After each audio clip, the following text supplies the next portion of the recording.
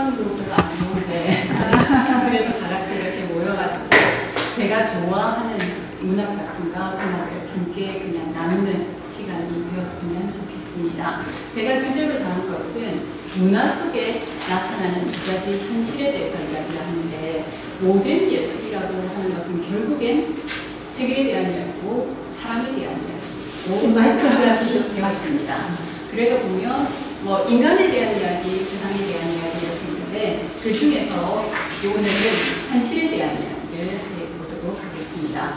일반적으로 세계에 대해서 이렇게 이야기를 할 때 보통 세계를 이렇게 모방을 했다면 우리가 리얼리즘이라고 이야기를 합니다. 근데 그 현실, 사실, 진실, 우리말에도 이렇게 다양하게 있듯이 그 나라마다 이 사실주의 할 때 사실이라고 하는 것을 어떻게 해석하느냐는 아주 다양하게 이야기가 되었습니다. 근데 그 이야기들을 총체적으로 다시 이렇게 정리를 해보면 결국에 현실은 있는 현실을 그대로 보여주는 경우, 이런 경우에는 이제 현실에 대한 비판이 되는 경우가 많죠.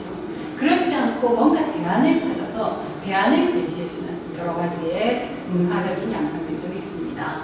그 중에서 우리가 같이 나누었으면 좋겠다라고 하는 것을 문학과 드라마와 회화와 영화 속에서 제가 이렇게 음악 속에서 뽑아봤습니다. 그래서 처음엔 이렇게 다 하려고 했는데 주어진 시간도 한계가 있고, 그리고 너무 여러 가지를 작다리 놓는 것보다 하나라도 이렇게 제대로 소통하고 공감을 느낄 수 있으면 좋겠다 싶어서 오늘은 그 중에서 문학을 하고 그 다음에 조금 이렇게 우리가 편안하게 들을 수 있는 그런 음악을 준비를 해봤습니다. 문학에서 있는 현실이라고 할 때 주로 인간관계에 대한 이야기예요. 현실에 대한 이야기지만 결국에 우리가 사람과 사람 사이에서 그 사람들을 어떻게 수용하고 받아들일까, 우리는 어떤 모습으로 살아가고 있는가 라고 하는 것을 이청준 소설 별을 보여드립니다. 그리고 있어야 하는 현실에서는 박상균 소설 중에 로이가 산 한 삶, 라이프라는 말이죠. 그러한 것을 같이 이야기해 주면서 어떠한 현실을, 어떠한 관계를 이야기하고 있는가라는 것을 보고, 음악 속에서는 슈만의 마지막 곡입니다. 유령 변주곡이라고 하는 것으로 살아생전에 발표가 안 되었고 그 클라라가 거의 죽기 직전에 이렇게 발표를 한 곡인데, 그 유령 변주곡 굉장히 선율도 좋고 의미도 좋고 들으면 들을수록 이렇게 빠져 들어가면서 감동을 느낄 수밖에 없는 곡입니다. 그리고 잘 안 알려졌을 수도 있는데 세자르 프랑크라고 하는 프랑스의 작곡가가 있습니다. 그 기독교에서는 생명의 양식이 굉장히 유명한 작곡가가 있는데 이분이 그 지었던 프렐리드 코랄 감프라고 하는 음악, 그리고 프렐리드 코랄 앤 바리에이션 변주곡이라고 하는 거, 그거를 이렇게 보면서 그 음악 속에서도 있는 현실을 어떻게 이야기하고 있는지, 있어야 하는 현실을 어떻게 제시하는가라고 하는 것을 살펴보도록 하겠습니다. 자, 그 중에서 제일 먼저 이청준의 별을 보여드립니다. 라고 하는 소설을 살펴보도록 하겠습니다. 이청준은 60년대 화상계를 통해서 등장을 했습니다. 그리고 평생 이렇게 전업 작가로 이렇게 사셨고, 소설계에서 그 일반적인 사람들은 이문열이 아주 대표적이다라고 이렇게 알고 있지만, 그 국문학과에 있어서 이청준, 그리고 나중에 하는 박상웅은 거의 오르지 못한 상 같은 아주 대작가로 이야기가 되어지고 있습니다. 그 이청준의 60년대 초기작에 일어나는 별을 보여드립니다 라는 것을 살펴보도록 하겠습니다. 60년대 이청준의 소설을 이렇게 보면 산업화 근대화에 적응하지 못하는 사람들의 공상들이 많이 등장합니다. 예를 들어서 지주 2세, 그러니까 지주로 이렇게 공건사회에서 떵떵거리면서 살았는데 산업사회에 이렇게 들어오게 되고, 그 다음에 인민재판으로 집안이 망하고, 그 다음에 2세들이 어떻게 살아야 될지 모르는 그런 것을 이야기하든지, 아니면 매잡이라든지 주거관계 이런 것처럼 장인들이 그 이전에 서커스 등 했던 자기 할 일을 다 했는데 산업사회에 편입되면서 도저히 먹고 살 수 없는 길에 봉착했을 때, 그럼에도 불구하고 자기 세계를 지키면서 아주 순고기를 유지하면서 주고받는 그런 모습이라든지 이런 사람들의 공상들을 이렇게 보여줍니다. 그 중에서 우리의 삶과 가장 가까이 있는 그런 소설은 별을 보여드립니다 라는 소설이 아닌가 싶습니다. 제가 지금도 좋아하고 이청준의 소설 중에서 여러 개의 소설 중에서도 가장 이렇게 신경을 울리는 그런 소설이 아닌가라는 생각을 합니다. 예? 단편입니까? 예, 단편입니다. 단편인데 둘 다 단편인데 그 박상용 소설도 그렇고, 제가 그 전공이 아닌 일반인들에서 굉장히 누구나 읽을 수 있는, 그리고 음악에 있어서도 쉽게 이렇게 접할 수 있는 그런 작품들 것들을 가지고 옵니다. 외로움은 현대인의 존재 조건이죠. 현대인이 되려고 하면 외로울 수밖에 없는 것 같습니다. 정호성의 시처럼 외로워야만 현대인이 될 자격이 주어지는 것은 아닌가라는 생각을 합니다. 123 전화만 걸면 전부 고객님 사랑합니다 라는 것을 전방위적으로 외치됩니다. 전 저 소리를 처음 들었을 때 깜짝 놀랐어요. 왜 이러시나. 왜 여기에서 이런 발언을 우리한테 하나라고 하는 거에 대해서 굉장히 이게 낯설었을 뿐만 아니라 아주 저는 굉장히 충격적이었습니다. 그런 것들을 전방위적으로 외쳐야 되기 때문에 우리는 사실상 사회에서 사람의 홍수 속에 내동댕이 쳐지는 것 같습니다. 현대사회는 교환가치가 상징가치가 지배하는 후기자본주의 사회입니다. 원래 그 사물의 가치를 세 개로 이렇게 구별합니다. 사용가치, 교환가치, 상징가치라고 할 때 사용가치는 그 사물이 가지고 있는 고유의 가치를 이야기합니다. 예를 들어 물과 공기라고 하는 경우에는 그것이 없으면 죽게 됩니다. 그렇기 때문에 물과 공기는 사용가치가 굉장히 높습니다. 그러나 그 자본주의 사회가 되게 되면 그렇게 귀중한 사용가치라 할지라도 이게 얼마짜리로 환산이 되어진다는 거죠. 제가 화폐 단위로 환산되었을 때 화폐로 얼만큼의 화폐로 교환 가능한가라고 하는 것이 바로 교환가치가 됩니다. 그래서 마르크스주의자들은 이렇게 교환가치, 사용가치가 교환가치로 바뀌어지게 되는 거죠. 그렇게 되면서부터 소외가 나타날 수밖에 없다라고 이야기를 합니다. 예를 들어서 금과 다이아몬드 같은 경우에는 사용가치가 거의 없습니다. 없어도 우리는 살 수가 있는데 상징가치가 교환가치로 이렇게 바뀌어지게 되면 문자 그대로 우리는 물과 공기보다 금과 다이아몬드의 가치를 높이 평가하게 된다는 거죠. 그러면서 진정한 고유의 가치를 상실하게 됩니다. 상징가치라고 하는 것은 그것보다 하나의 사물이 아니라 그걸 통해서 내가 누구인가를 말해주는 거죠. 아주 대표적인 게 예전에 브라운스톤이라고 하는 그 아파트를 선전하려고 하면 당신이 사는 것이 당신이 누구인가를 말해줍니다 라고 하는 것과 같은 개념입니다. 1억을 가지고 누군가는 아파트를 살 수가 있고 1억을 가지고 자동차를 살 수가 있습니다. 둘 중에 상징가치는 당연히 자동차는 없습니다. 어떤 사람이 1억을 가지고 구두 한 켤레를 살 수도 있겠죠. 그럴 때 상징가치가 어디에 있나라고 한다면 구두에 있다라고 하는 겁니다. 사회적 계층이라든지 지위를 알려주는 가치를 우리는 그 사물이 가지고 있는 상징가치가 되어집니다. 사용가치가 자신의 고유의 가치를 회복하게 된다면 이러한 소외가 안 나타날 수 있겠지만 후기 자본주의 사회에서는 교환가치, 상징가치가 지배하게 되어져 있죠. 그렇기 때문에 우리에게 허용되는 사랑의 고백이라고 하는 것은 이전처럼 혼과 혼의 만남이라기보다는 명품백이나 자동차 등의 고가물의 교환으로 대치되는 경우가 많습니다. 제가 거기 조카애들이 20대 때 지금으로부터 20년 전에 이렇게 이야기를 나누는데 그 여자애들이 남자친구를 이야기를 할 때 남자친구가 소유한 차를 가지고 이야기한대요. 그 소나타 사린이. 그게 20년 전입니다. 20년 전. 지금으로부터. 네, 그때부터 이미 그 자동차가 뭐냐. 그러니까 여기서 나오는 사랑의 고백이 혼과 혼의 만남이 아니라 명품백이나 자동차 등의 고가 교환물로 이렇게 대치되는 그러한 사회에서 우리가 살아갑니다. 사랑은 고가의 화폐가 교환되어지고 있고 그 사물의 상징 가치가 곧 나의 존재 가치를 규정합니다. 그렇기 때문에 나는 상하되어집니다. 상호화된 인간관계에서 우리는 외로움을 느끼게 되고 그 외로움을 느끼는 사람을 우리는 상비 아닌 사랑이라고 이야기할 수 있습니다. 이청준의 소설 별을 보여드립니다. 는 상호화된 낯 속에서 살아가기 때문에 좌절하고 외로운 사람이 그의 모습을 보여줍니다. 서술자는 나에게입니다. 이때 나오는 서술자는 굉장히 세련되고 전혀 외로워하지 않는 그 사람이 그를 관찰하는 모습으로 나타나게 됩니다. 우리의 주인공 그는 혹독한 형편입니다. 아버지가 일찍 돌아가시고 어머니의 그 뒷받침하에 너무나 이렇게 인간 승리를 하다시피 명문 S대 서울대로 추정이 되었습니다. 이청준은 서울대 동문과를 갔죠. 그래서 S대 천문기상학과를 졸업을 했습니다. 남들 보기에도 와 정말 인간 승리야 라고 이야기할 정도로 무척 강인한 존재입니다. 대학 졸업식 때 남들처럼 살기를 갈망하게 된 거죠. 그래서 대학 졸업식에 친구들을 불러서 자신을 축하해달라고 부탁합니다. 사실 한 번도 졸업식에 참가를 안 했대요. 초등학교, 중학교, 고등학교. 점점 공부를 잘했고 상을 받았지만 어머니는 일을 하러 가기 때문에 자기를 축하해줄 사람 그 누구도 없었다라는 겁니다. 근데 이제는 친구들도 있고 대학 졸업식이니까 정말 이때까지 못 받아본 축하를 제대로 받고 싶었던 거죠. 그래서 친구들을 전부 다 불러가지고 내가 졸업하니까 졸업식에 와서 부디 축하해달라라고 이렇게 이야기를 합니다. 결과적으로 아무도 나타나지 않습니다. 그래서 그야말로 졸업식 그 앨범만 받고 이렇게 빨리 성급히 반납하고 집으로 왔다라고 하는 것이 있습니다. 그러다가 시골의 어머니께서 단 유일한 형제자 하나밖에 없는 가족인 어머니가 돌아가셨습니다. 그럴 때 이제 여기 나오는 그가 친구들한테 장례식에 갈 차비를 빌려달라라고 이야기합니다. 일반적으로 친구 어머니, 홀어머니께서 돌아가셨다. 그럼 친구들은 어떻게 해야 될까요? 다들 내려가서 장례식을 같이 하고 반도 하고 그렇게 합니다. 근데 차마 졸업식조차 오지 않은 친구들한테 같이 가자라는 말은 못하는 거죠. 근데 어머니가 돌아가셨다라는 말은 해야지 되는데 그 하는 방법이 정말 차비가 없어서가 아니라 차비를 빌려달라라고 이야기를 합니다. 근데 친구들은 차비는 진짜 차비가 없는 거죠.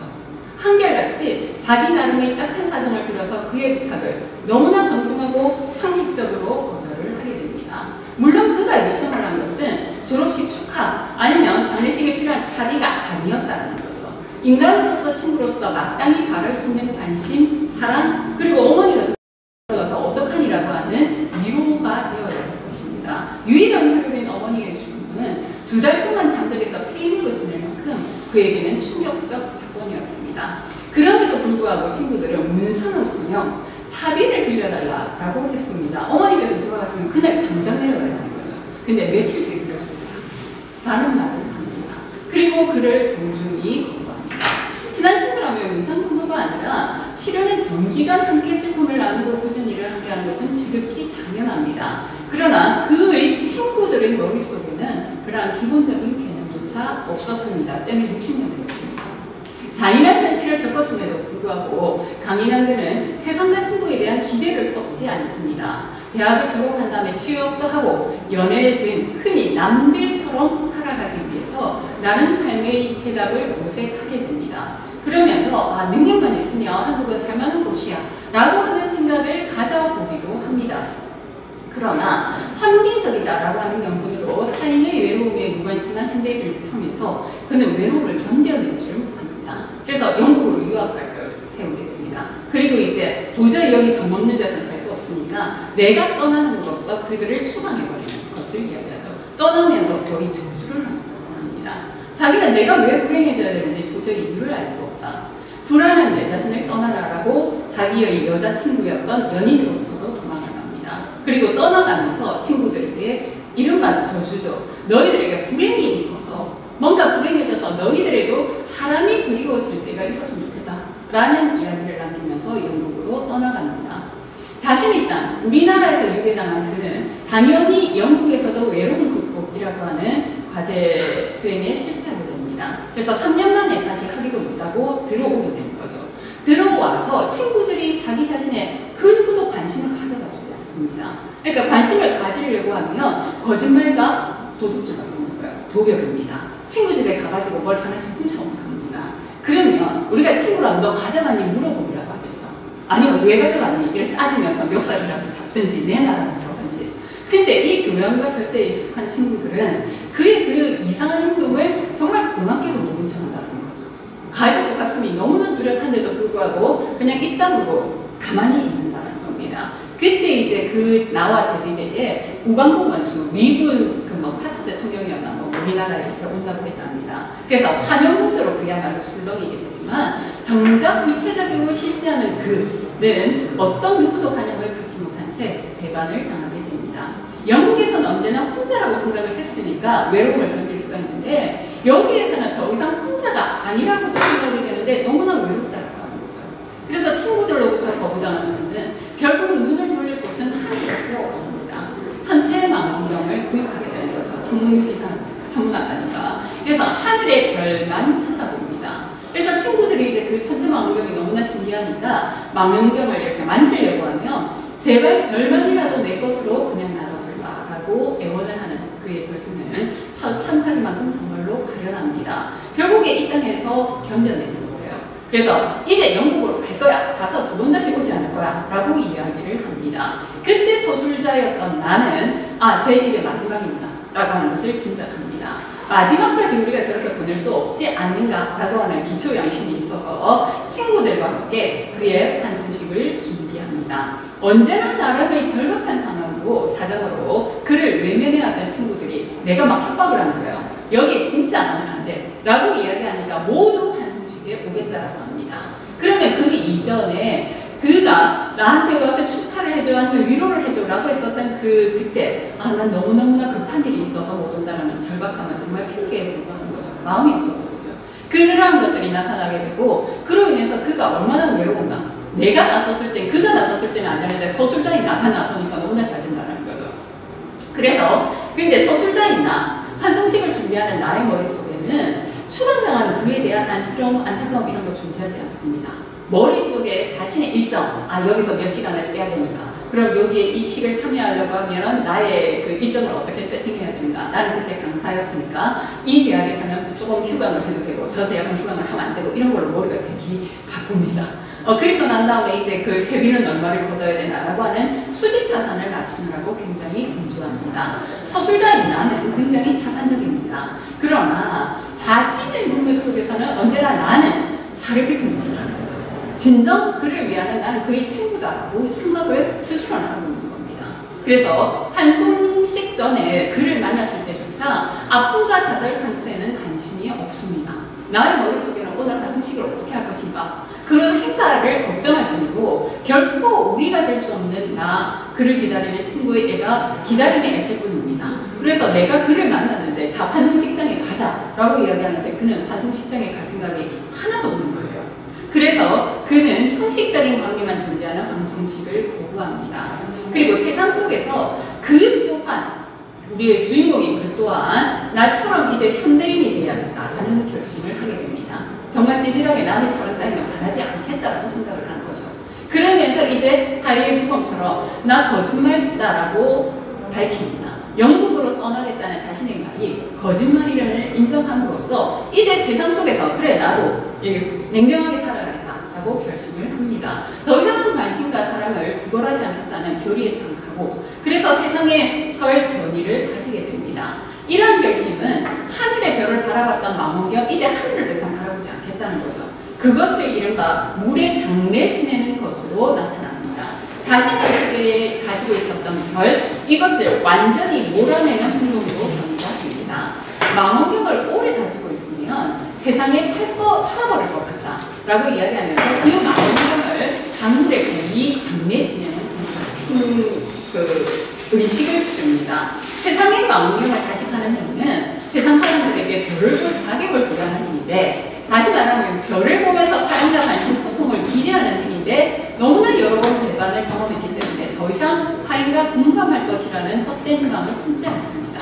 그리고 대신에 니들도 별은 보지 마 라고 하는 것 때문에 나도 안 보지만 니들도 보지 마 라고 하는 것으로 자신과 사람들을 추방합니다. 천상의 별만 바라볼 수 있는 유일한 통로인 망원경인 만큼 자신이 포기한 별의 꿈을 꿀 수 있도록 사랑과 위안을 얻을 수 있도록 강물 속에 망원경을 보냅니다. 그리고 제일 마지막 구절은 이제 그만 저 나가자. 배를 타고 망원경이 갔거든요. 그리고 장례식을 치르듯이 강물에 망원경을 주고 그 다음에 이제 세상 속에 나갈 것을 이야기하는데 이제 그만 저 나가자라고 이야기하는 것이 굉장히 기쁨과 결의에 찬 것이 아니라 너무나 슬픈 목소리로 이야기를 하고 소설을 끝납니다.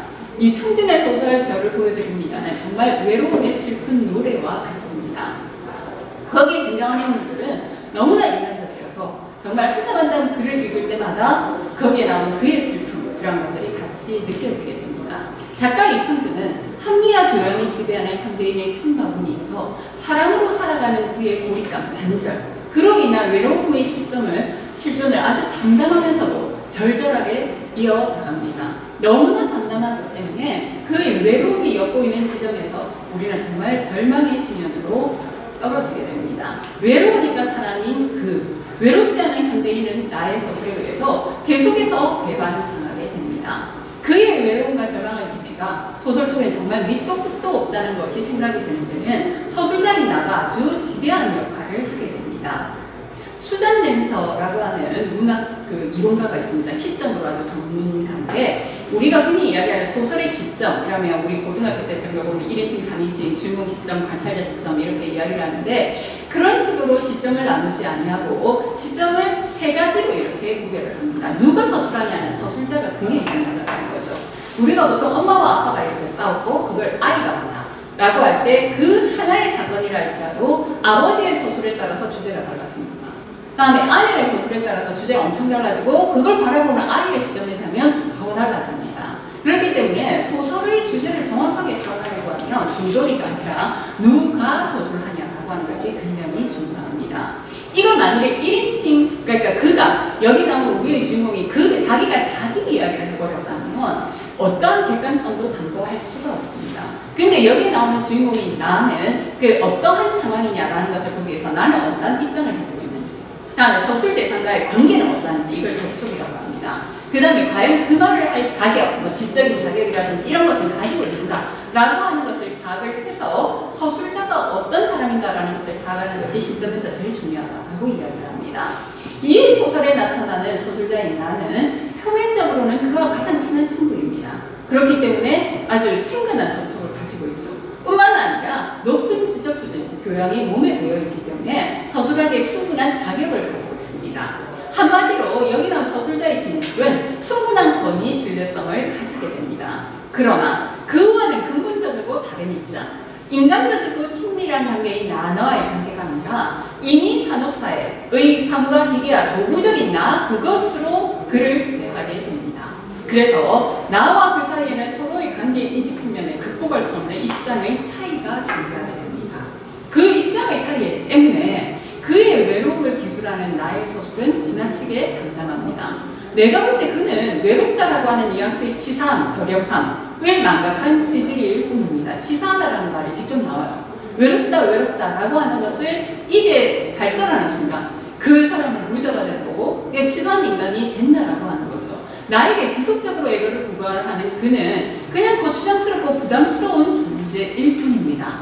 그런 나이기에 서술자인 나가 가지고 있는 그 막대한 진술적인 권위, 그러니까 지적으로라든지 접촉이라든지 이러한 권위들을 오히려 그의 고독을 가중시키게 됩니다.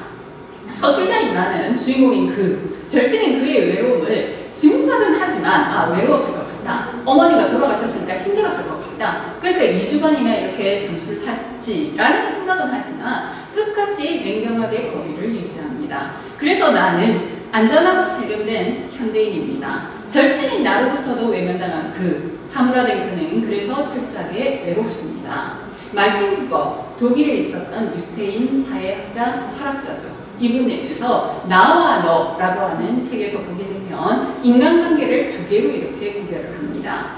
나와 너라고 하는 게 인격적인 만남. 그런데 이제 산업사회학에는 나와 너와의 만남이 아니라 나와 그것의 관계로 이렇게 만들어지게 된다는 거죠. 그걸 이제 마르틴 부부가 이렇게 구별을 하게 되면서 나 너의 관계는 인격적이고 참된 삶을 만남. 그러나 나 그것의 관계는 비인격적인 만남으로서 단순히 객체화, 대상화하는 만남이다라고 이야기를 하게 됩니다. 산업사회에서 나 그것의 관계는 생활 문명의 혁신에서 이룬 하나의 성과를 만들어내지만 결국에 사람을 그것으로 만들어버리게 되는 거죠. 그래서 현대사회에서는 독백만이 존재하는 그러한 사회로 바뀌게 되었습니다. 그래서 마르틴 부버는 나를 그것으로 보는 것이 아니라 너의 관계를 회복하는 만남, 대화 이런 것들이 진정한 공동체를 형성하고 자기를 회복할 수 있다라고 주장을 하게 됩니다. 우리는 모두 여기 나오는 서술자처럼 외로운 그것으로 살아갈 때가 많습니다. 브라우닝 시, 영미 시에 보면 한 사람에게라도 삶의 위로가 될 때 우리는 나의 인생이 가치가 있다라고 이야기를 하는데 이건 정말 시 속에서 존재하는 것이 아닌가라는 생각을 하게 됩니다. 현실에서 우리랑 함께하고 싶은 사람, 공간, 집단 속에서 유배당한 유형수같이 살아갑니다. 자기만의 물질을 갖춰 독백만 웅얼거리고 있을 뿐입니다. 어느 누구도 공감해주지 못하는 눈물, 우리는 남몰래 흘릴 수밖에 없습니다. 거대한 집단 속에서, 군중 속에서 이해관계와 타산만 따지게 되는 거죠. 제가 나한테 얼마의 이익을 가져다 줄까? 라고 하는 것을 보면서 우리의 인생은 끝나게 됩니다. 그것이 우리가 처한 실존, 비극적인 현실입니다. 너무나 슬픈 우리의 현실인 거죠. 그가 처절한 독백, 별만큼은 내 것으로 남겨달라. 그리고 제일 마지막 문장이었던 이제 그만 저어나가자 라고 하는 말을 옮길 때마다 이 수업할 때 굉장히 이렇게 슬픕니다. 모두가 즐거워하는 졸업식에서 도망치듯 빠져나와야 되는 그의 모습을 생각을 해볼 때 유일한 혈육의 어머니를 보내고 위로 한마디를 들을 수 없었던 그의 외로움, 항변, 간성으로 도둑질과 거짓말을 하게 되는 그의 간절함. 도둑질, 거짓말도 참 슬픈 거죠. 정말 도둑질을 하고 싶어서가 아니라 한 번쯤 누군가가 너 이걸 왜 훔쳐갔니라고 물어보기를 가망했지만 그런 것은 들을 수가 없었습니다. 그러한 행동 속에서도 언제나 외로울 수밖에 없는 것. 그게 뭘 그렇게 대단한 기쁘다고 모두가 맹맹하고 세련되게만 살아가는가라고 하는 것을 보게 되면 여러 가지 생각이 들 때가 많습니다. 그래서 이 청춘의 별을 보여드립니다 라고 하는 그의 독백을 보게 되면 읽게 되면 외로움을 바라보게 되고 그가 사물이 아니라 우리는 너로 되어야겠다라고 하는 생각을 하게 됩니다. 외로워서 사람인 나는 이제 너와의 만남과 대화를 통해서 저마다의 외로움을 극복해야 참된 공동체를 형성할 수 있지 않을까라고 하는 생각을 가지게끔 하는 소설이었습니다. 두 번째는 있어야 하는 현실을 이렇게 보게 되면 박상균 소설의 로이가 산 한삼이라고 하는 소설이 있습니다. 박상균 소설은 굉장히 어렵습니다. 죽음의 한 연구라고 하는 2권짜리 책이 가장 대표적인데 이거를 유리라고 하는 영화로 이렇게 만들었었습니다. 그때 94년, 95년 그쯤 만들었었는데 불교계에서 그걸 반대해서 개봉이 되니 안 되니 이야기가 이렇게 되어졌죠. 원형 상징적으로 들어가서 그의 소설에서 보면 인류학적인 상징으로도 굉장히 가득 차 있고 국문과 전공자들도 박상균 콤플렉스가 있을 정도로 거의 독해가 안 되는 소설을 씁니다. 그리고 박상균은 역시 그 이훈열, 이청준과 함께 사상계에 등단한 소설가입니다. 그랬는데 60년대 군부 독재의 현실 속에서는 여기서 소설을 쓸 수 없었다는 거죠. 그래서 캐나다로 가서 병원 속에서 시체 감는 일을 합니다. 그러면서 처음부터 끝까지 자기의 그 문학의 화두였던 죽음에 대해서 집중을 하게 됩니다. 그 90년대에 이렇게 다시 한국에 이렇게 발표를 하게 되면서 돌아오신 건 아니고 그때 이제 세상 얘기의 한 자리라고 하는 연작 소설을 쓰게 되는데 그 중에 하나가 로이가 산 한삼이라고 하는 소설이 있습니다. 우리는 때로 사회 속에서 일상 속에서 아주 위대한 사람을 만날 때가 간혹 있습니다. 그걸 보면 그분들이 이룬 업적, 실적에 감탄하기도 하고 또 다른 한편으로는 사고와 마음의 깊이에 감동하기도 합니다. 소설 좀 크게 읽어주시면 안 될까요? 예.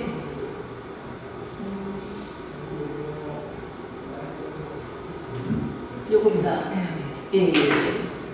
보면 그들의 삶은 대다수 오르지 못할 산, 정말 깊이조차 알 수 없는 바다일 경우가 많죠. 그래서 우리는 그들의 존재 실제감을 느끼지 못하는 경우가 많습니다. 위인은 위인일 뿐입니다. 그야말로 저 멀리 존재하는 아주 극소수에 있는 그들의 삶은 저곳에 있다라고 하는 거죠.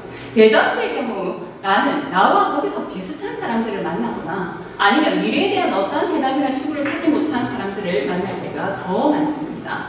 인간이면 누구나 세월이나 세상의 폭력 속에 모정의 콤플렉스, 트라우마를 가지고 산다는 측면에서 볼 때 해답도 전망도 없는 삶이라는 것들이 오히려 더 많은 것 같습니다.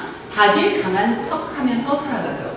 그 베토벤 바이러스라고 하는 드라마를 혹시 보신 적 있는지요? 거기 나오는 강마에에서 보게 되면 마흔에 이렇게 와서 막 지휘를 하는데 20살에 아주 강렬한 우리의 그 경찰관 하는 애가 가가지고 마흔이면 인생에 뭔가를 다 이루어야 될 때가 아니냐. 그 강마이가 그 속에서 그 전문 오케스트라를 막 지휘를 하는데 단원들이 다 들고 일어나가지고 막 그 안 하겠다라고 이야기를 했을 때 강마이가 이제 자기가 추구했었던 오케스트라의 절대적인 완전성 그걸 이렇게 내려놔야 되는 때가 된 거예요. 안 그러면 이제 타협이 안 돼서 그 오케스트라를 진행이 안 되니까. 그래서 자기를 제자한테 물어봅니다. 장근석한테 가가지고 내가 뭐 문제 있니? 라고 이야기하면서 내가 어떻게 했으면 좋겠냐고 자기의 삶을 양보를 하려고 할 때 장근석이 뭐 원래 그렇게 태어난 건 몰랐냐고 나이 마흔이면 남자 나이 마흔이면 확고하게 자기 삶에 대해서 확신을 가져야 될 때가 아니냐라고 이야기를 합니다. 그때 이제 그 강마이가 뒤로 이렇게 그 김용민이었죠. 돌아서면서 하는 말이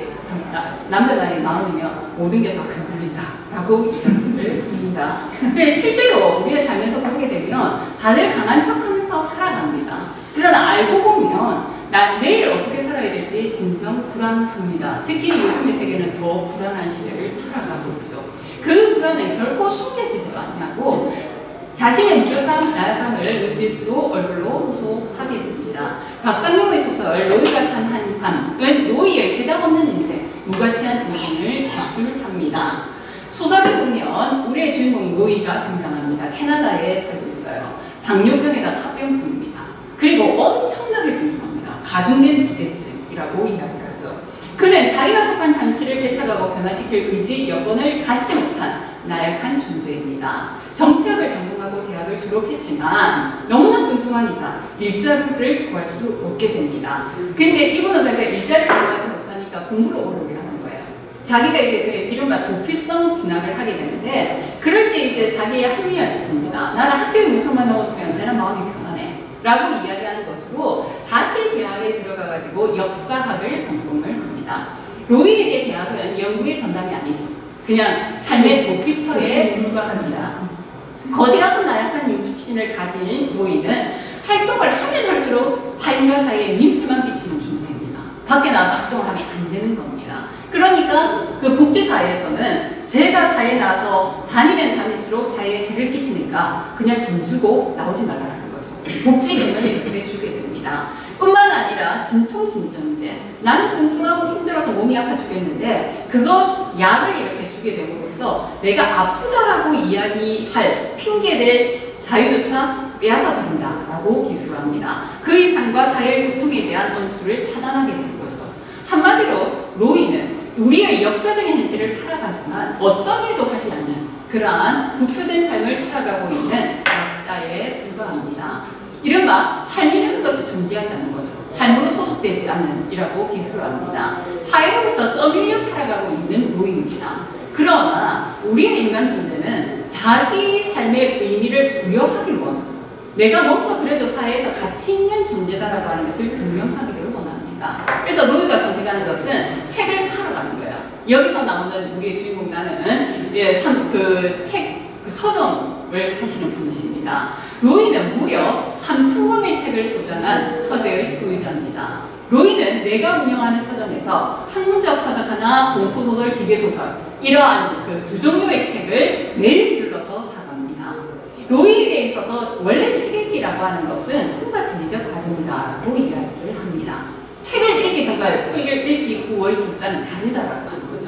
책 읽기를 통해서 새로운 질서를 수용하게 되고 일상과 평범을 초월해서 새로운 창조를 준비하게 되는 것이 바로 독서의 과정입니다. 독자는 책 읽기라고 하는 통과제의적 과정을 통해서 질서 없는 삶에서 질서를 살아가고 때로는 무의미한 삶 속에서 의미의 통일로 가게 되고 무형의 형태에서 새로운 형태를 가지게 되고 공허하지만 책 읽기를 통하면 충만하게 되고 그 다음에 존재가 전혀 없는 상황에서 자기의 존재를 찾아가게 되는 것 이게 바로 책 읽기의 과정이죠. 그래서 우리는 독서라는 것을 하게 됩니다. 그래서 독서라고 하는 것은 통과제의적 과정이다라고 이야기를 합니다. 그러나 매일같이 와서 책을 사가는 로이에게 있어서 책 읽기라고 하는 것은 이러한 통과제의적 과정이 아니라는 거죠. 이른바 비생산적인 지성인 컴플렉스의 현실에 불과합니다. 로이는 자신이 산 전문서적을 늘 사가는데 해체주의를 이렇게 사가는 거예요. 그래서 서점 주인인 내가 저놈이 책을 읽었을 리가 만무하다 싶은 겁니다. 그래서 물어봐요. 너 해체주의 아니? 그러니까 해체는 뭐 어쩌고 저쩌고 이러는데 전혀 알지를 못합니다. 너 공포소설, 기계소설만 사가는데 거기에 대해서 왜 그 책을 읽리라고 이야기를 하는데 역시 거기에 대해서도 뚜렷한 주관을 표명하지 못합니다. 많이 읽으면 많이 쓰기도 하죠. 보면. 그러나 로이는 남이 써놓은 걸 욕해가면서 읽은 어떠한 창조적인 행위로 재생산하지 못합니다. 그 책에서 익힌 법 이런 것을 실천하면 말로라도 남한테 전달되는 것이 없습니다. 로이에게 있어서 독서라고 하는 것은 자신의 존재 가치를 증명할 수 있는 유일한 힘이라는 거죠. 내가 스스로 위로를 받을 수 있는 것, 내가 그렇게 무가치한 존재가 아니다라고 하는 것을 독서를 통해서 이야기할 수 있는데 소설자인 나는 로이의 독서 행위를 전부 다 한마디로 전혀 생산성이 없는 그 무가치한 것이다라고 이야기를 합니다. 그래서 로이의 존재는 무의미하고 부조리한 존재로 기술이 되었습니다.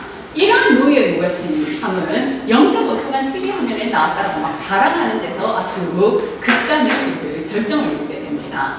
5초도 아니고 5분도 아니고 0.5초간 뭐 이렇게 사회 근무를 하다가 카메라가 쓱 지나가면서 자기를 찍었다라는 거예요. 그래서 거기에서 나왔다라고 로리가 막 그 서점에 와서 자랑을 합니다. 그런 로리를 나는 도무지 이해하지를 못합니다. 나아가 그러한 로리의 모습 속에서 무의미하고 부조리한 존재에 대한 역겨움과 같은 슬픔을 느끼게 됩니다. 그게 그렇게 자랑하고 싶니? 라고 하는 거죠. 얼마나 자랑할 게 없으면 0.5초 TV 나온 거 가지고 그렇게 자랑을 하니? 너희 존재라고 하는 것이 도대체 어떤 존재니? 라는 생각을 하게 됩니다. 그러다가 갑자기 로이가 나타나지 않습니다. 로이가 죽는 거야. 죽었습니다. 그래서 나는 그냥 로이는 도대체 어떤 삶을 살았지? 사람이 죽었으니까 라고 해서 로이가 산 한 삶에 대해서 그제서야 진지하게 생각을 해봅니다. 지식인이었죠. 대학을 2개나 나왔습니다. 그럼에도 불구하고 김소월이나 모차르트와 같은 위인은 아니었습니다. 세상에 무엇 하나 기여해 놓은 것도 없고 삶의 목적이 뭐냐라고 할 때 어떤 목적도 이야기를 할 수가 없습니다. 그래서 나는 한마디로 무의 그 자체, 무가치한 존재였구나 라고 이야기를 하려고 합니다. 그 순간 나는 0.5초간 TV 화면에 나왔던 일을 떠올립니다. 불교의 영겁이라고 하는 시간의 입장에서 보면 0.5초, 500년, 5000년 전부 다 동일하다는 거죠. 그게 뭔 차이가 있냐라고 하는 불교적 산수를 하게 됩니다. 불교적 사유방식에 의해서 주인공인 나는 나의 삶도 역시 뭐 로이하고 뭐 거기서 거기라는 거죠. 로이가 그래 뭐 세상에 별로 기여한 바가 없다라고 하는데 그럼 나는 기여한 적이 있냐라는 거죠. 서술자인 나 역시 캐나다의 문제죠. 그야말로 약자에 불과합니다. 캐나다라고 하는 사회에서 이방인, 그 사회의 현실과 역사에 가담하지 못한 채 그 사회에서는 무의미하고 부수리한 존재일 뿐입니다. 그러면서 서술자인 나는 누구는 누구 아니던가 우리라고 하는 말을 하게 됩니다. 나도 로이랑 다를 바가 없다라는 거죠. 우리는 모두 로이들이라고 하는 겁니다. 그러면서 로이의 삶을 포용하고 긍정하며 나아가 반대를 하고 소설은 끝이 납니다. 레비나스는 주체의 원초적인 경험, 우린 전부 다 부조리한 존재라고 하는 거죠. 그리고 부조리한 경험이라고 하는 것은 인간이 정말 무의미하다라는 것을 이야기하게 됩니다. 파스칼이 무한한 공간의 침묵이 우리를 항상 두렵게 한다라고 이야기를 하게 되죠. 뭔가 대답해주는 게 없습니다. 너 어떻게 사니? 라고 할 때 무한의 공간의 무한, 우리로 하여금 침묵을 하게 되고 우리는 거기에 왜 살아야 되는가라는 것에 대해 답을 찾을 수가 없습니다. 부조리와 무의미에 직면을 하게 되면 무력감에 빠지게 되죠. 그 무력감에 탈출하기 위해서 감각적인 쾌락을 추구하기도 하고 아니면 과거 딱 그 단절된 채 그냥 현재만을 살아가기도 합니다. 그러나 그 결과는 결국에 내일의 불안에 처한 인간 존재의 한계로 인해서 실패하게 됩니다. 오늘만 살아야지. 하지만 우리는 내일을 생각하게 되죠. 그래서 내일을 잘 살기 위해서 노동하고 나름의 존재를 확립하려고 합니다. 그 과정에서 레비나스는 인간은 타인의 존재를 경험하게 된다는 거죠. 내가 무의미한 존재, 부조리한 존재라면 타자 역시 무의미하고 부조리하다는 겁니다. 아무것도 할 수 없는 무력한 얼굴을 통해서 나약함을 호소하는 것이 레비나스의 타자 개념입니다. 이 타자의 가장 대표적인 것이 어린아이라고 이야기를 합니다. 아이는 정말 무력하죠. 엄마가 없으면 부모가 없으면 살 수가 없다는 겁니다. 그래서 부모는 그야말로 아이를 보면서 자기 존재 가치를 인식하게 된다는 거죠. 내가 없으면 쟤는 죽어야 돼. 죽을 것 같아요. 그렇기 때문에 그러한 타자의 나약한 무력감, 아이의 그러한 호소는 나로 하여금 관심과 책임을 가지게 되는 거죠. 나는 왜 살아야 되는지 알 수 없지만 쟤를 위해서 살아야 되는 겁니다. 타인을 위해서. 그래서 그 관심과 책임감을 실천하다 보면 우리는 타인에 대해서 윤리적인 관계를 형성하게 될 수 있다는 겁니다. 그리고 그 타인으로 인해서 나는 성장하게 되는 거죠. 내면성의 닫힌 세계에서 벗어나 초월하게 되고 나의 부조리와 무의미를 극복하게 됩니다. 네, 흔히 거기 무의미한 존재들, 뭐 식물 인간, 뭐 이렇게 그 왜 살까라고 하지만 간호하는 입장에서는 그분이 계셔서 사는 거죠. 그 돌아가시면 안 되는 분입니다. 나를 위해서 살아달라라고 이야기를 합니다. 그런 것처럼 여기 나오는 레비나스의 타자 개념은 그래서 약한 존재, 내가 도와줘서 이런 개념이 아니라 내가 그걸 통해서 스스로 내면성의 닫힌 세계를 벗어나서 초월하게 된다는 거죠. 나약한 타인의 존재라고 하는 것을 오히려 나의 삶에 도움이 되는, 내가 살아갈 수 있는 근거를 제시하는 사람으로 나타납니다. 로이가 산 한 삶에서의 나의 그때, 누구는 누구 아니던가 우리라고 하는 질문은 바로 우리들, 나에게 던지는 질문입니다. 어떻게 보면 우리들도 뭐 잘한 거 없죠. 지식인 콤플렉스처럼 끊임없이 책을 읽어댑니다. 제가 마흔이 됐을 때 굉장히 약간의 우울증이 있었던 1년 정도, 1년까지는 아니고 한 6개월 정도였던 것 같습니다. 이제 인생이 끝일 것 같은 거예요. 이제부터 내리막길이 딱 이렇게 정해지는 것 같고, 40까지는 이렇게 어떻게든 이렇게 온 것 같은데, 그때 그 나이 때는 이제 추락하는 것밖에 없구나. 이전보다 난 똑똑하지 못할 거야. 아무리 생각해도 30대 됐던 때보다 영어도 좀 못하는 것 같고, 그 다음에 피아노도 더 못 치는 것 같고, 앞으로는 더 못할 것 같고, 라고 하는 생각이 이렇게 들면서 20대, 30대 되니까 미친듯이 공부를 한 것 같은데, 30대는 그때보다는 좀 모른 것 같고, 뭐 글도 예전보다 못 쓰는 것 같고, 나는 왜 사나? 앞으로는 더 못 쓸 것 같고. 거기에서 이렇게 잠깐 이렇게 절망을 하다가 책을 이렇게 쓰는 과정에서 그냥 10년이 논 건 아니었구나라는 생각과 함께 나름의 그러한 의미를 이렇게 찾아가면서 모색하면서 그 다음에 그 의미를 찾는 게 지식인 콤플렉스 같습니다. 하루라도 머리에 뭔가 새로운 것이 안 걸려지면 뭔가 이렇게 돌아버릴 것 같은 갑갑함을 저는 조금 느낄 때가 있습니다. 갈증은. 하루라도 뭔가 하나가 더 들어와야 되고, 뭔가 하나라도 더 읽어야 되고, 어제하고 오늘하고 나가 좀 달라야 될 것 같고, 그래야지 내 자신이 조금 의미가 있어지는 것 같고, 스스로를 긍정할 수 있는 것 같은 그러한 지식인 콤플렉스로 살아가는 게 아닌가. 책을 읽어야 되는데 책이 좋아서 읽는 것도 있고, 그렇지만 읽는 만큼 역시 생산도 실천도 그렇게 못하는 존재인 것 같습니다. 바쁘게 살아가는 것 같지만 나 없어도 세상은 너무나 잘 돌아갑니다. 0.5초 TV에 나온 것을 자랑하는 로이나 뭐 우리나 척척척 하면서 살아가는 것은 변함이 없다라고 하는 거죠. 역시 우리는 서술자인 나가 로이를 보고 존재의 역겨움을 느낀다라고 이야기합니다. 아무도 아닌데 그걸 가지고 너무 잘난 체하면서 그렇게 나약한 존재의 슬픔 같은, 역겨움 같은 슬픔을 느낀다라고 하는 것이 바로 우리들한테 나한테 하는 이야기가 아닌가라는 생각을 하게 됩니다.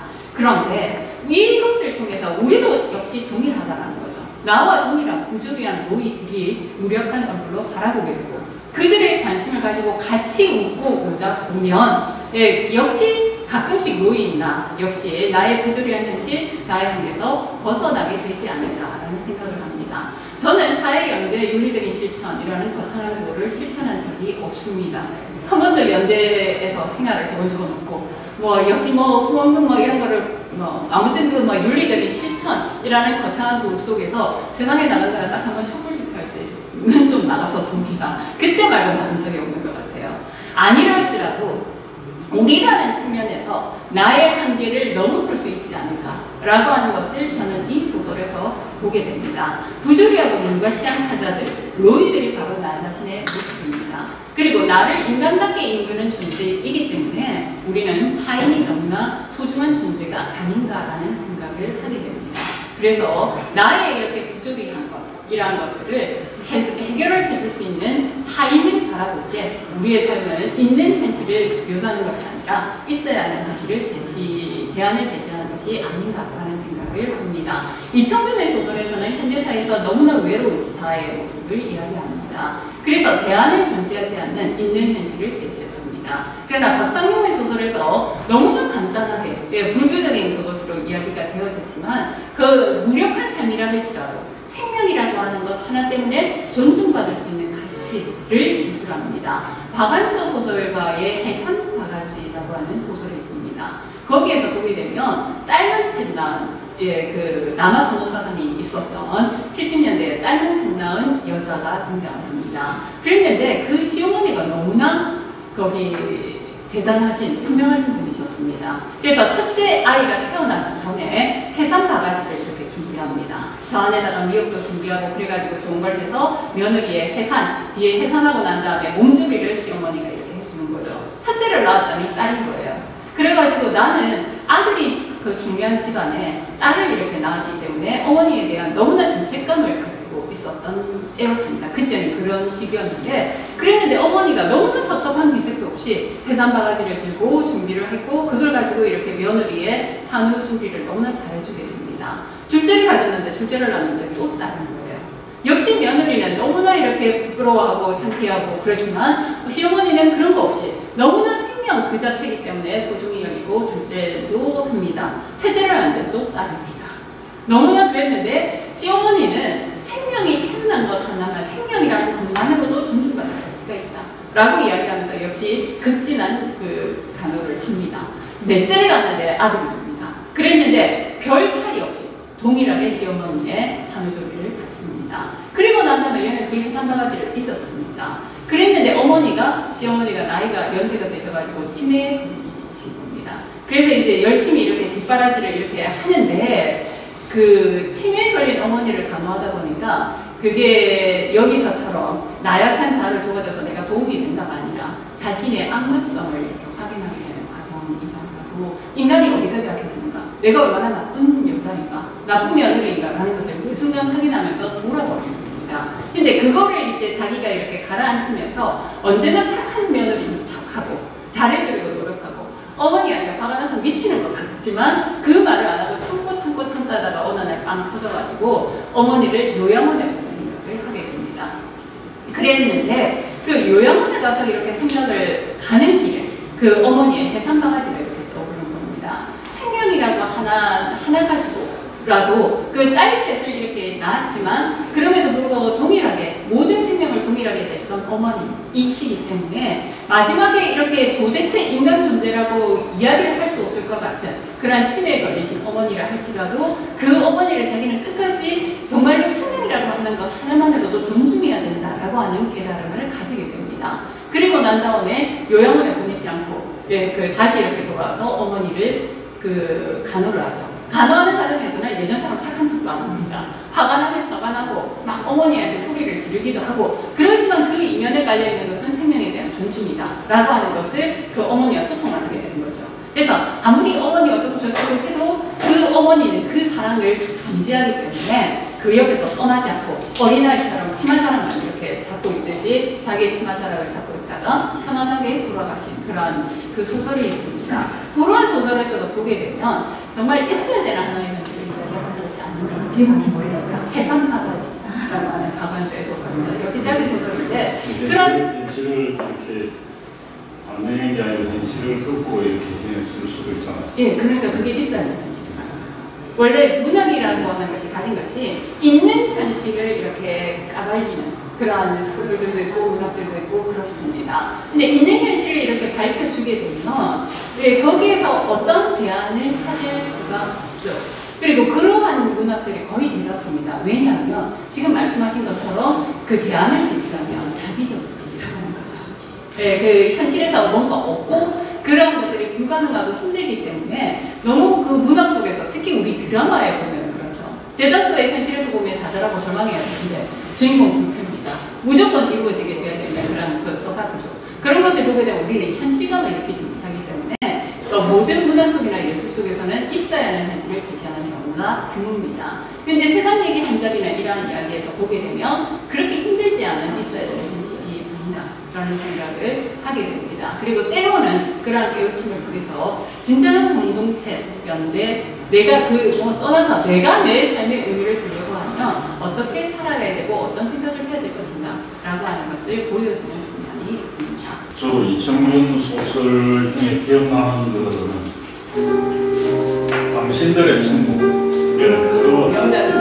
그거 보고 정말 이청준이라는 작가가 대단하다. 작가가 왜 필요한지, 작가는 적어도 이런 거를 다뤄야 된다. 라는 한국 진짜 이청준은 대단하다. 당신들의 천국 가졌는데 얘는 세상전 모이니까 이런 거 단편 이렇게 저거는 가서 저는 이제 전공이 공대 건축 쪽이고 이래가지고 늘 연장이나 이런 쪽으로 갔기 때문에 소설하고 이런 쪽으로 잔인한 도시. 잔인한 도시 기억나게 하여튼 이청준이라는 사람은 정말 이렇게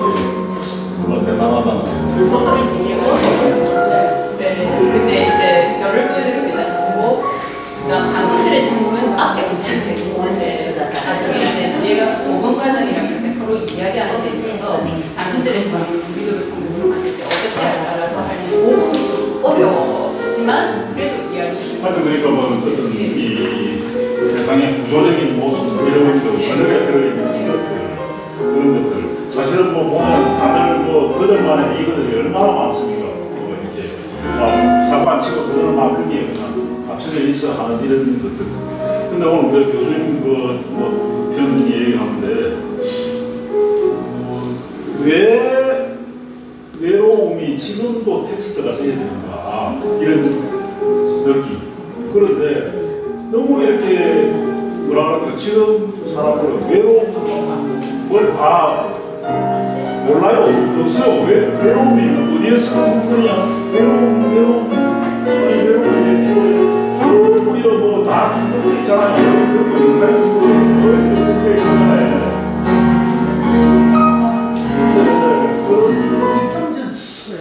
그러니까 그런 외로움, 그 근원적인 외로움이 다 있는데 그걸 피하기 위해 가지고 뭔가 다 이렇게 중독되는 이런 거에 그야말로 시간을 죽이고 하는 이런 거잖아요. 근데 그거를 갖다가 설령 그런 외로움에 대해 가지고 스스로 긍정적으로 이렇게 극복을 해 나가야 되는데 그런 예시를 얘기해 주는 사람도 없고 그러고 또 스스로도 아유 그냥 뭐 의도적으로 나 외롭지 않아 하면서 계속 그런 김춘수의 꽃 보면 이제 이름을 불러줄 때 의미 있는 정체가 된다. 그러는데 90년대 보면 라디오와 같은 사람이라고 장점이 있더라고요. 그냥 주파수를 누를 때만 의미 있는 전파, 주파수 스위치를 누를 때만 의미 있는 존재가 된다라는 걸로 90년대 이렇게 바뀌게 되는데 오늘날은 그냥 스위치도 안 누르는 것 같아요. 굳이 뭐 저 사람의 전파가 없어도 이런가 그 핸드폰만 있으면 외로움으로부터 그 예전에는 앞에 사람이 없거나 옆에 사람이 없으면 혼자 있어야 이렇게 견딜 수가 없었는데 앞에서 이제는 언제나 혼자여도 그 핸드폰이 있으니까 그냥 안 외로운 척할 수 있고 그래서 현대인들뿐만 아니라 요즘에 저는 제자들이랑 학생들이랑 워낙 이렇게 같이 이야기를 하다가 보면 느끼는 게 뭐냐면 인간관계에 대해서 굉장히 저희 개념하고 다른 부분이 이미 중성세대로서 보면 우리는 타인과 같이 더불어 살고 공감하는 게 이렇게 중요하고 근데 그들에게 이야기하는 공감은 SNS 외에는 없고 그 SNS에서 이렇게 댓글 다는 정도의 그냥 친한 친구 그래서 실제로 이렇게 SNS에서 1000명 이상의 뭐 팔로워가 있어도 뭐 같이 어디를 가자라고 이야기했을 때 나오는 사람이 거의 그냥 이렇게 언제나 이제 주변에서 이렇게 있는 관계에 불과하기 때문에 그 진정한 인간관계를라고 생각을 해서 친하게 이렇게 지내도 그냥 하루아침에 딱 단절이 있는 것 같아요. 요즘에 30년 그게 힘들지 않은 것 같아요. 우리는 이렇게 진심을 다해서 이렇게 인간관계를 형성을 시키는 경우에는 뭔가 이렇게 관계가 어긋나 버리면 고쳐서 생각하잖아요. 서로 이야기하고 내 이야기하고 그래서 입장의 절충을 찾아가지고 어떤 문제를 해결을 하려고 하는데 요즘에 그 20대, 30대에서 유행하는 말이 고쳐 쓰기보다 새로 생각하는 거죠. 그 사람을 그렇게 이야기하는 거예요. 그러니까 뭔가 이렇게 어긋나게 되었을 때 저 사람이랑 다시 이렇게 이미 한 번 어긋나면 끝이라는 거죠. 그래서 저 사람이 내 인생에 아무 때도 자기는 전혀 다른 것으로 대체하면 되기 때문에 고쳐서 이렇게 오기 때문에 그래서 그 동일하게 이런 관계를 형성을 해도 이렇게 보면 한 사람 한 사람 굉장히 이렇게 소중하고 의미가 있다고 생각을 하는데 그 어떻게 저렇게 한순간에 동시하듯이 저렇게 확 잘할 수 있나라고 했을 때 이렇게 보면 아 관계성이 다르다라고 하는 생각을 하게 됩니다. 이제 이 역지사지라고 입장을 이제 바꿔놔놓고 이렇게 얘기했는데 이제 중국 사람들을 우리가 쉽게 얘기할 때 늘 뭐 이제 관시 이제 관계 관계를 얘기하는데 중국 사람은 관계가 일종의 이제 로비 같은 이런 약간 부정적인 이런 얘기를 이렇게 하는데 막상 중국 사람들한테 얘기 들어보면은 한국 사람들이 관시를 오해하고 있다. 무슨 얘기냐면은 중국 사람들은 관시 관계가 이렇게 평소에 그러니까 내가 필요하지 않을 때도 주기적으로 가서 밥을 사고 뭐 이렇게 우정이라든가 이런 관계를 평소에 관리를 한다는 거예요. 그래가지고 정작 뭐가 내가 필요하고 답답하고 할 때 그때 가면은 도와주는데 한국 사람들은 자기 답답할 때 달려가가지고 막 옛날에 오래전에 본 안면이나 그런 걸 가지고 거의 얘기한다. 그러니까 우리가 잘못 중국 사람들의 관식을 거의 이랬으니까 내버리고 이렇게 하는 중국 사람들은 안 그렇거든요. 그래서 여기서도 아까 그 예를 보여드립니다. 예수 그 주인공도 제가 이제 한편 오해하는 거는 네가 그동안에 친구한테 네는 뭘 이렇게 관리를 했냐 이거지. 지가 정작 답답할 때에 지 위주로만 이렇게 하는데 친구라 하는 거는 다 주거니 받거니 뭔가 관계가 인터랙티브 이렇게 돼야 되는데 자기는 자기 배우의 성을 쌓고 있다는 게 세상에 대해가지고 친구를 타다는 것 같은 그런 느낌. 그런 느낌을 하는 날은 모르겠어요. 이정현 씨가 언제 그걸 썼는지는 모르겠는데 아마 늦게 쓴 겁니까? 아니 60년대. 그러니까 당신들의 천국 이전에 훨씬 이전. 당신들의 천국 70년대 중반. 예, 그때 썼고 주로 60년대 이런 산업사회가 그래되면서 인간관계가 이렇게 기계화되게 되면서 그러한 부분들에 대한 작가도 자꾸 갈수록 이제 세계가 커지고 구조적이고 문제돼. 그렇죠. 그 이유로 그렇고 그 다음에 후기에 들어가게 되면 이제 판소리로 들어갑니다. 그래서 거기에서 인간 신선한 그러니까 이제 첫 번째라고 하는 걸 통해서 예술로가 있습니다. 예술이라고 하는 것은 그런 한이라고 하는 것들을 갖다 써가지고 그런 양식으로서 이렇게 이루어집니다. 자, 오늘 그 다음 시간에 이제 조금 더 이렇게 여유 있는 음악에 대한 이야기를 해보도록 하겠습니다. 슈만의 음악을 안 좋아하는 사람이 없다라고 이야기를 하는데 슈만의 음악은 우리가 트로이 메가를 지금 이렇게 생각을 하고 너무나 아름답고 꿈과 같은 그런 건데 그런 부분들도 있고 그다음에 굉장히 이제 더 저돌적이고 이렇게 음표가 엄청 많고 복잡한 그리고 파성도 굉장히 이렇게 복잡합니다. 그래서 어려운 곡들도 많고 그런데 슈만의 제일 마지막 곡이 유령 변주곡이라고 하는 것이 있습니다. WOO라고 하는 것은 뭐냐면 출판되지 않은 곡입니다. 보통 오프스 넘버에서 OP 얼마 이렇게 있는데 이건 출판된 순서를 이야기하는 거고 여기 WOO는 출판되지 아니한 거 미발표곡을 이야기합니다. 슈만의 제일 마지막 곡입니다. 유령 변주곡은 죽음 앞에 인간 슈만이 쓴 곡입니다. 클라라에 대한 사랑의 고백이고 그리고 자기의 유서를 음악 가사께 유서를 쓴 것이 아니라 음악으로서 이렇게 남기게 됩니다. 변주곡인데 주제가 있고 5개의 변주곡이 있습니다. 보통 음악에서 변주곡은 엄격 변주곡과 자유 변주곡으로 나눕니다. 엄격 변주곡은 뭐냐면 딱 주제가 있으면 우리 작은 벨에서 도도 솔솔 랄락솔 파파미미레레도 딱 이렇듯이 그 마디 정확하게 지키는 거죠. 그 마디수도 지켜야 되고 화성도 지켜야 됩니다. 박자도 지켜야 되고 조성은 바뀔 수 있습니다.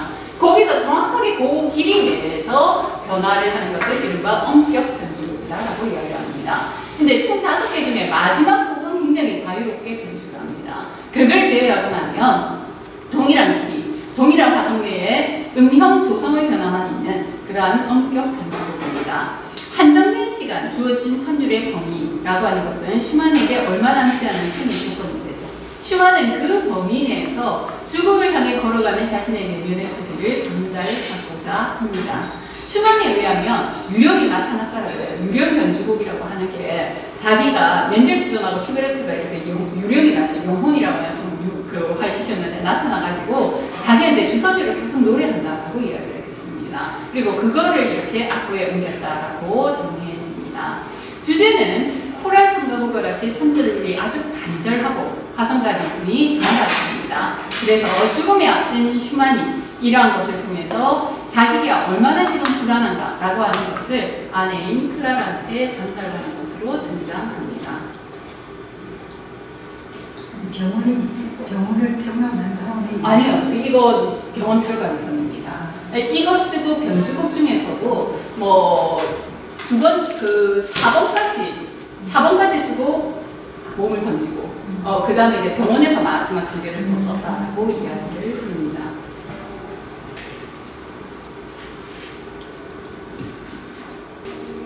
이게 아까 이야기한 코랄입니다. 보면은 아주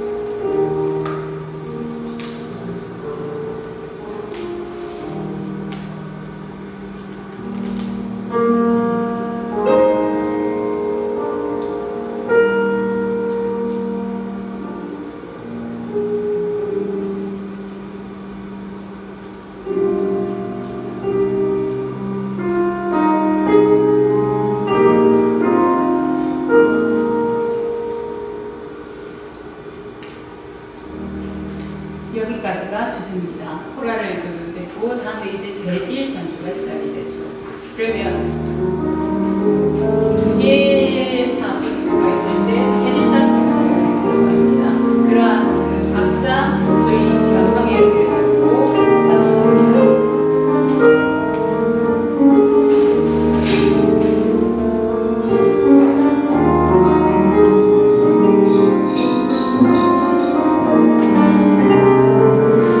여기서 보게 되면 원래 선율은 지금 알토에서 이렇게 베이스에서 나오죠. 그런데 이제 위에서 보게 되면 동일한 선율을 이렇게 반복해가면서 뭔가 자기만의 선율을 이야기합니다. 하나의 선율이 나오고 나머지가 중속이 되는 게 코랄이라고 하면 그거는 단성악이라고 하죠. 하나의 목소리가 되고 그 다음에 여기에서 보게 되면 우리 예전에 중세 성가나 이런 거에서 보게 되면 각 성포가 독립된 선율을 노래합니다. 그걸 다성악이라고 이야기를 합니다. 여기서 보게 되면 처음은 이제 단성적으로 자기 주제를 이렇게 코랄 형식으로 전달을 하면 여기서는 조금 더 음형에 이렇게 변화를 줘가면서 다성적으로 이렇게 구성하는 분위기를 보여줍니다. 하나의 변주 주제는 2분에 걸쳐서 이렇게 나타나게 되고 역시 빠르기를 살짝 조절을 해서 하는데 정말 본격하게 치시는 분, 그 고전주의 해석에 아주 유명한 안드라스 시프 바흐 연주로 유명하신데 그분이 치는 거를 들으면 4변주, 4변주까지는 정말 2분을 거의 정확하게 찍혀요. 그러다가 이제 5변주에 가서 이렇게 시간이 조금 달라지는데 이분은 두 번째부터는 조금씩 이렇게 속도를 당기는 측면을 볼 수가 있습니다. 다시 보면 베이스에서 울려지는 그런 주선율 있지만 그거와 다른 선율이 또 들립니다. 그러면서 이제 좀 더 다성적으로 이야기하는 것을 볼 수가 있습니다.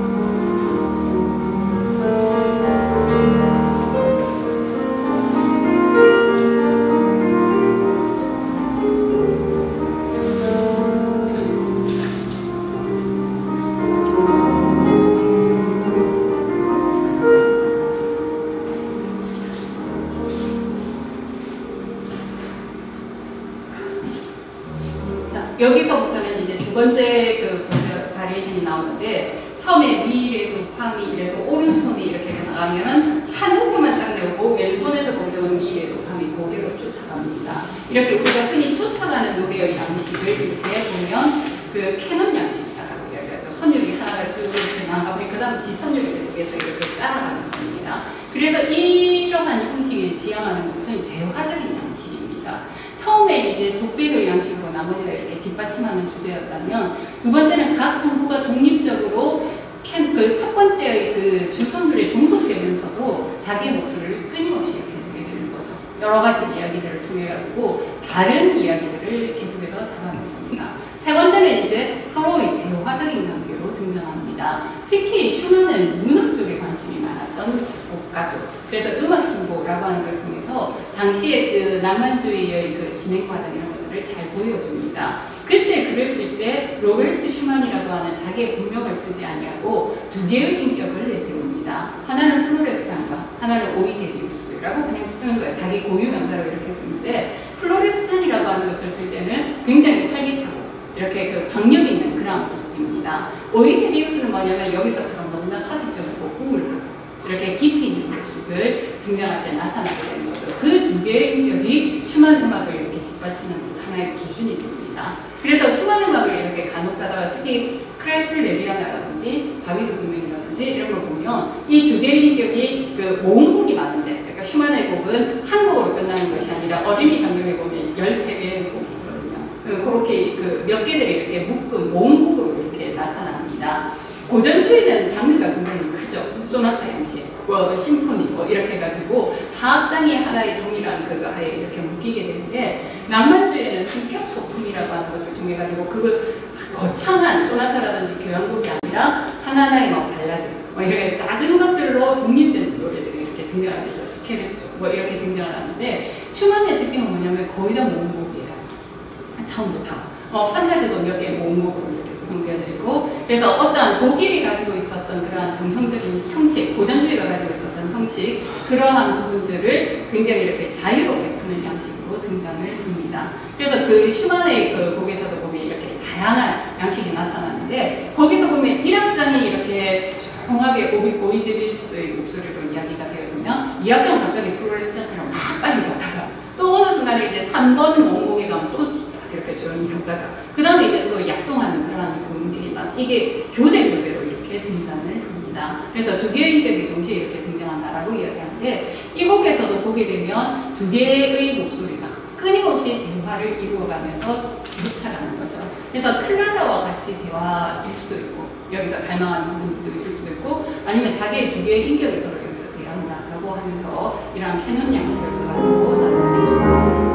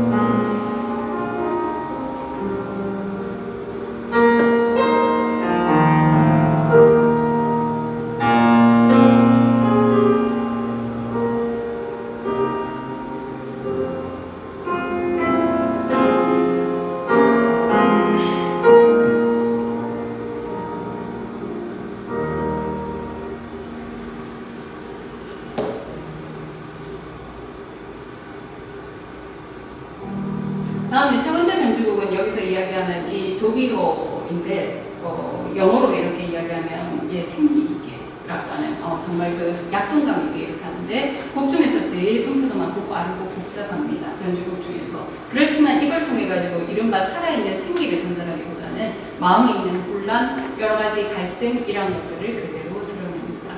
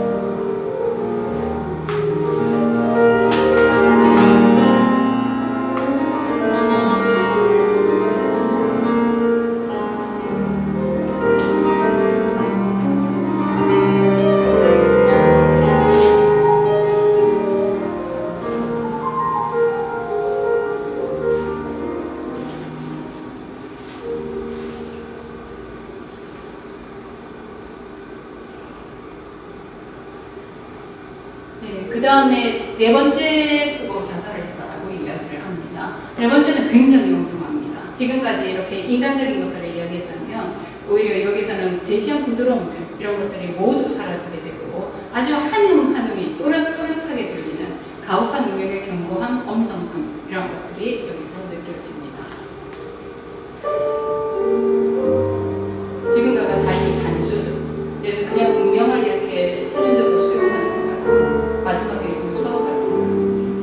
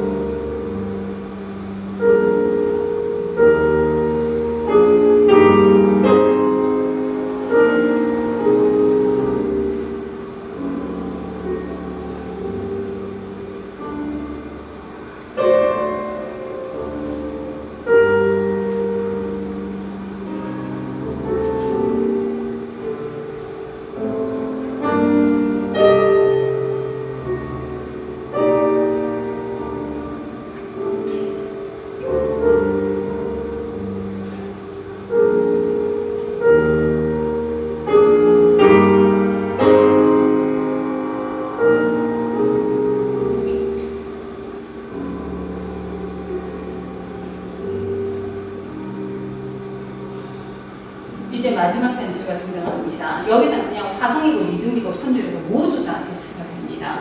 그걸 통해서 지금까지 지켜왔었던 뭐 마지막까지는 건드리면서 죽음 앞에서 신만을 품고 나약함 이걸 포장하지 않고 진솔하게 표현을 합니다. 그리고 정말 사라질 것이 마지막은 이게 끝인가? 라고 생각을 들 정도로 그냥 정말 뭔가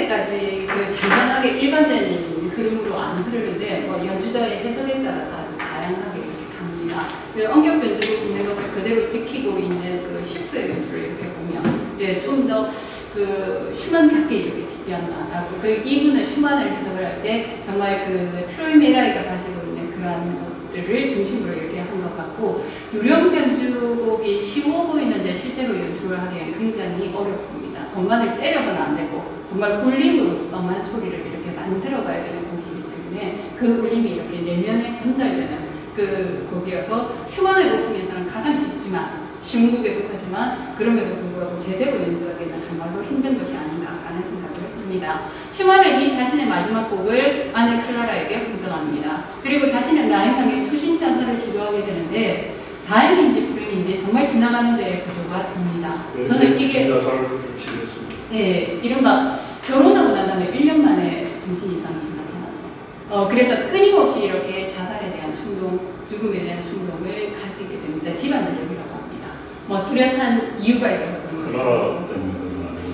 뭐 저때 프랑스랑 이미 썸은 있었다고 이야기를 합니다. 그게 그랬을 것 같으면 이전에는 안 미쳤어야 되는데, 그러니까 가족력에다가 그게 조금 더 이렇게 가속화시키지 않았을까. 그 슈만은 어떤 생각을 하고 살았을까라고 하는 것은 정말 그 프랑스와 자기 클라라의 관계는 또 어땠을까. 그리고 클라라가 프랑스인데 사실은 없어요. 상당히 많죠. 7명. 아, 클라라는 있으나? 네, 클라라 그 슈만은 7명의 자식이 있었고, 그리고 난 다음에 그 클라라는 남은 35년을, 죽고 난 다음에 35년을 슈만의 곡을 알리는데 자기의 인명을 다 헌신을 합니다. 브람스랑 절대로 재혼하지 않았고, 브람스는 언제나 곁에서 그 클라라와 그 아이들의 삶을 뒷받침을 해주게 되죠. 그랬던 힘이 여기서, 저는 그때 그러한 것을 보면서 그냥 클라라 고집이 아닐까 그런 것과 함께 어쨌든 10년 동안 법정 투쟁까지 해가면서 한 결혼인데 그리고 이렇게 선택한 부분에 대한 자기의 그런 부분이 있지 않을까라고 했었는데 이 곡을 들으면서 조금 많이 이렇게 달라진 부분들이 있습니다.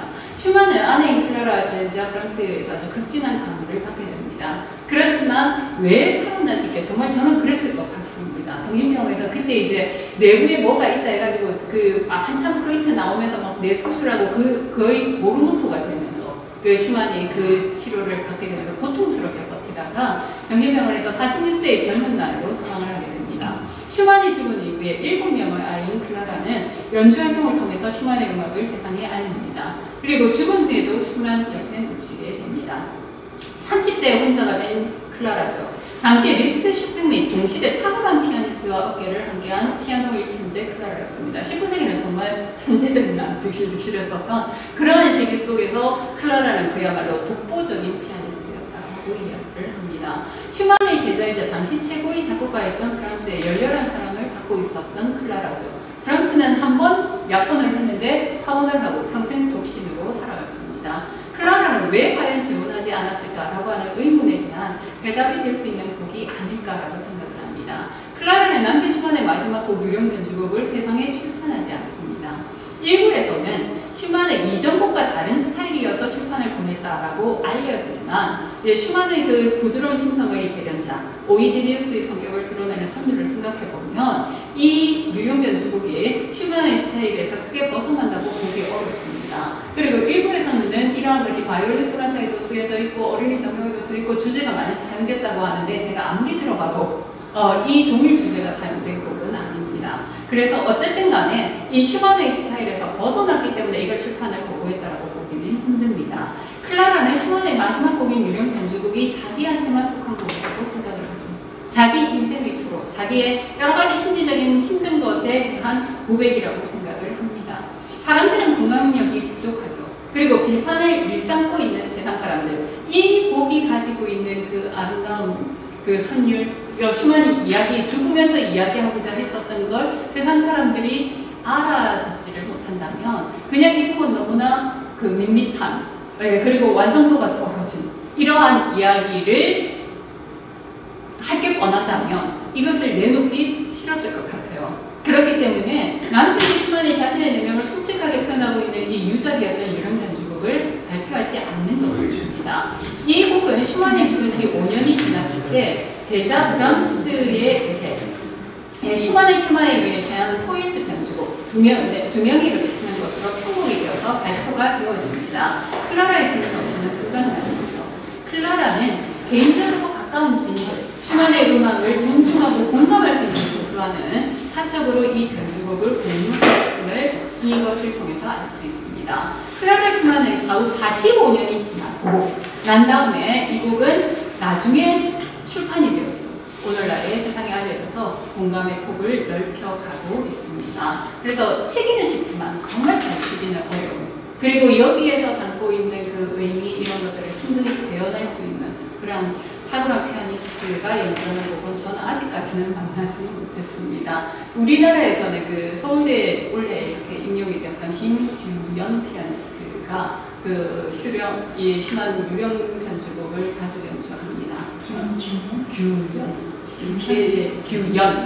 이경숙 선생님의 딸입니다. 예, 그런데 이경숙 피아니스트 지금 거기 한예즘 서울 미국의 대학 거기에서 이렇게 한예종 음악원 원장이셨고 그 다음에 있다가 지금 무료로 교육시켜 주는 데가 어디죠? 필라델피아에 있는 줄리어드라 성벽을 이루는 그 무대에 올해 이렇게 가셨습니다. 그 대학 출신이고 클리브랜드에서 아마 우승을 하고 그래서 피아니스트와 같이 이렇게 활동 중인 김규현 교수가 이 유령을 칩니다. 그래서 작년에 연주회 때 이 곡을 연주를 했고 많은 사람들이 거기에 공감하면서 같이 이렇게 눈물을 흘렸다라고 하는데 굉장히 또 슈만을 많이 연주하는 사람. 네, 슈만 많이 연주합니다. 그리고 여성 피아니스트들은 대다수 슈만을 정말 좋아합니다. 손열무 자기 영혼의 작곡가다라고 할 정도로 또 음반을 얼마 전에 슈만 공연에서 이렇게 냈는데 유령 변주곡은 그냥 혼자서 이렇게 가만히 있을 때 이렇게 들을 때 처음에 테마가 이렇게 올릴 때 같이 공감하는 부분 이런 부분들은 정말 마음의 위로도 많이 되고 나와 같이 사람들도 조금 힘들고 어렵고 이런 것들을 이야기할 때 더 공감이 가는 그런 부분들이 있듯이 있는 현실 그냥 그런 것들을 가식 없이 어떤 가장도 없이 이렇게 드러내는 음악이 아닌가라는 생각이 유령이라는 이름을 슈만이 지어놨습니다. 유령 변주곡이라고. 네, 유령 변주곡이라고 지어놨습니다. 네, 그랬을 것 같습니다. 그거는 슈만이 이렇게 이야기를 했다기보다 슈만은 아예 그냥 음악 자체가 원래 표제 음악입니다.